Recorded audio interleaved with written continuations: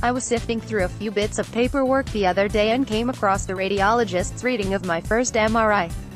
Along with the notes I remember so well, possible non-Hodgkin lymphoma or multiple sclerosis, was a side note stating that I had an acute infection of my left maxillary sinus, the one behind my left upper jawbone. Knowing what I know now, I suspect this infection contributed to the MS symptom flare that led me down the path to diagnosis in the first place.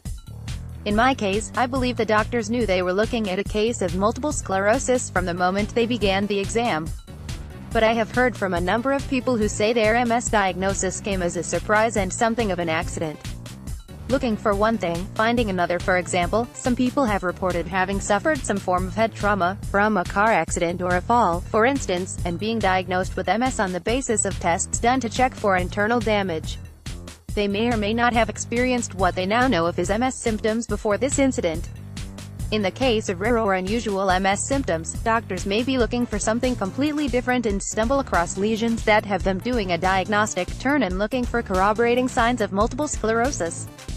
People have even relayed to me that they had been treated for, even prescribed medication for, a completely different ailment for years, only to find that they really had MS, not the disease with which they'd been diagnosed previously. Sometimes another condition occurs along with MS and parallels it so closely that only a specialist can tease out that there may be two diseases at work at the same time in the same person. What led to your MS diagnosis? It's not like my GP ordered an MRI to look for a sinus infection and found MS, quite the opposite.